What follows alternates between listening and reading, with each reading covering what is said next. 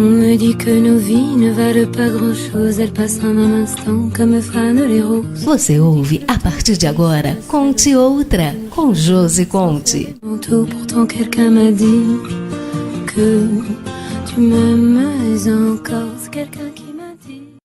Alô, ouvintes da Rádio 94.7 FM, aqui é a Josi. Gostaria de tratar com vocês hoje sobre um pouco dessas histórias da diversidade humana, dessa necessidade de mudança de perspectiva que nós temos que ter no dia a dia.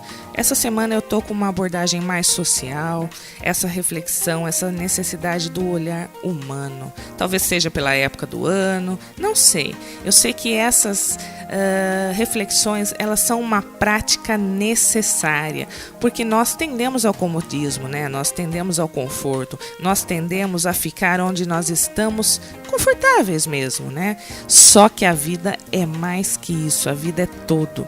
E é por isso que eu queria falar com vocês um pouquinho sobre duas percepções que se casam. A primeira, a partir de um texto de um amigo meu chamado Gustl Rosenkranz. Esse nome difícil porque ele é alemão. E ele fala nesse texto, chamado Uma Colher de Arroz, da história que ele passou, uma história verídica, no contato que ele teve com um médico chamado Mohammed. O Mohammed é um médico do Sudão. O Gustl, ele mora na Alemanha, né? Então é um país de forte imigração.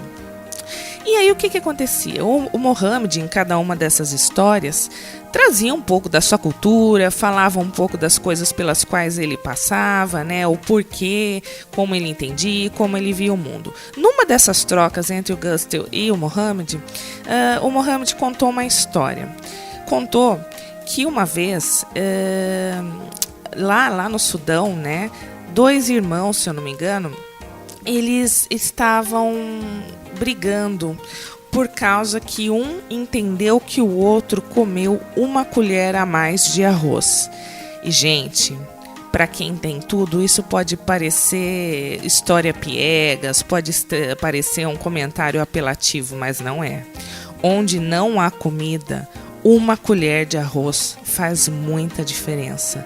Quando você está com muita fome, se é que algum de vocês já sentiu fome de verdade, uma colher de arroz faz toda a diferença. E aí, esses dois irmãos, né, brigaram por causa dessa colher de arroz. E foi uma briga feia que culminou com a morte de um dos irmãos. Então, se hoje às vezes nós dizemos que tem pessoas que matam por causa de R$10, ou seja, o valor que for, nesse exemplo, a morte foi por causa de comida, por causa de uma colher de arroz.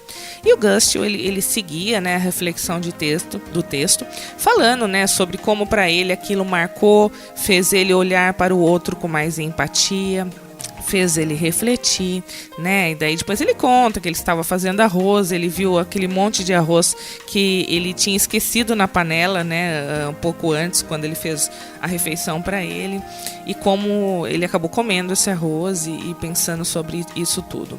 O mesmo Mohammed, uma vez, pediu ao Gustl que mostrasse algumas fotos de Salvador, né? Que era a cidade de onde ele vem. O Gustl, ele usa um pseudônimo, tá? Na verdade, ele é de Salvador. E aí, quando ele viu, ele ficou absolutamente encantado, porque ele viu toda aquela água, ele viu aquela abundância, tanto verde na foto, e mostrou a areia da praia e disse: lá na minha terra só tem isso aqui, né? Então, dizendo que na terra dele não tinha o verde, não tinha água, tinha tudo, né? Apenas areia, a terra era feita de areia. Então, gente, às vezes quando nós estamos abertos para ouvir o outro, nós escutamos histórias que podem sim nos tocar e podem sim nos sensibilizar para ver os outros.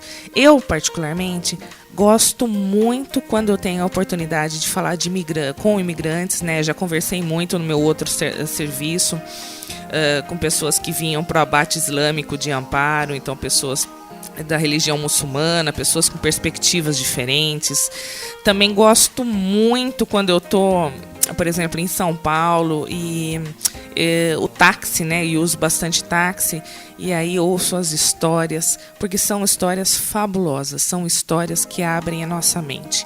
Então, ao contrário do que a gente pensa, de que a gente tem que viajar, a gente tem que só fazer uma imersão na outra cultura, muitas vezes a imersão que nós devemos fazer para o outro é simplesmente ampliar o nosso olhar e ouvir quem está perto de nós, porque através deles nós temos novas leituras do mundo e de realidade. Completando esse texto, né, dando uma segunda perspectiva, eu queria dar um outro exemplo. Outro dia eu estava numa mostra de arquitetura sustentável lá em Campinas. E os responsáveis dessa mostra são pessoas muito engajadas com movimentos sociais. O arquiteto, agora eu não tenho certeza se ele é arquiteto ou engenheiro, mas acho que é arquiteto. Responsável, ele sempre está na África fazendo projetos, né, gerenciando projetos e conhece pessoas, né, através desse trabalho. E ele conheceu uma pessoa lá, não vou nem falar o nome porque eu acho que não vem ao caso, mas ele conheceu um africano nesse país que ele estava, ficou amigo dele, e tempos depois esse amigo veio para o Brasil. Essa pessoa era conhecida desde lá do local onde eles se conheceram como alguém extremamente positivo, alegre, feliz. Falar no nome dessa pessoa era uma referência imediata à felicidade e ao otimismo. Quando ele veio para o Brasil, né, nesse primeiro encontro que eles tiveram, essa pessoa, eu não estou nem citando o nome, não é só para ocultar, é simplesmente porque eu não lembro, tá? Então eu gravei muito a história. Mas aí essa pessoa veio para cá e ela dizia, né, encantada da facilidade de água que tinha na casa, da parte de saneamento, de que não estava faltando nada para ele, porque ele era muito feliz, mas ele vivia com muita dificuldade lá na África, né? E aí, contando de todos esses benefícios, da felicidade de ter um emprego e de todo esse brilho desse encontro com uma cultura onde as coisas eram mais fáceis e possíveis. E tudo bem, né? O arquiteto ficou muito feliz, foi embora, comentou para sua esposa, né? E eles sempre comentavam dessa pessoa porque era uma pessoa muito querida. Passado um tempo, meses, anos, não sei, eles voltaram a se reencontrar com essa pessoa. E aí, o que aconteceu?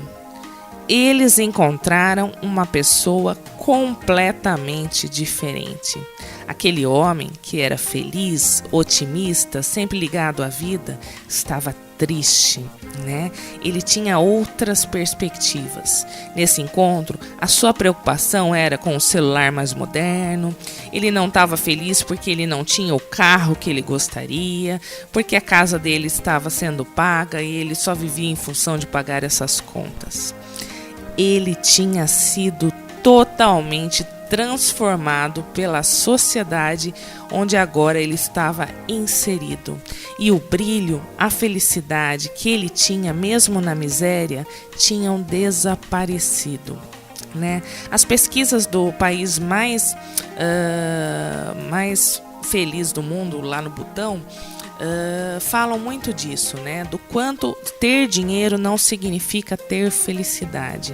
Muitas vezes a postura está mais relacionada a como a pessoa vê as coisas, a como ela vê o que ela precisa. E a cultura capitalista faz exatamente o contrário. Ela fica o tempo inteiro mostrando para a pessoa o que ela não tem, o que falta para ela. Então o nosso exercício, gente, é rever a base, é rever o essencial, é perceber que sim, o arroz que está na nossa mesa é o que nós precisamos. Se nós olharmos estudos, nós vamos ver que assim, pessoas até um grau, até um ponto, o dinheiro é sim muito importante, porque ele satisfaz as necessidades básicas da pessoa, né? Moradia, alimentação, segurança, saúde. Mas passou disso, não é felicidade, né? E isso é muito difícil para as pessoas entenderem numa cultura do consumismo. Então, o exercício, né, através da história trazida pelo Gustl, através do exemplo lá da minha colega arquiteta de Campinas, que trouxe o exemplo desse colega do marido lá da África, é que nós tenhamos esse olhar para o que é realmente essencial, né? E possamos ter esse exercício, não para sermos hipócritas, mas para que nós não percamos a perspectiva, né? Como eu falei outro dia das pessoas invisíveis, que nós tenhamos a perspectiva do que é necessário, né? Fim de ano, momento de reflexão, momento de mudança de ciclo, que nós tenhamos o olhar para o que é essencial em nossa vida. Fica a dica.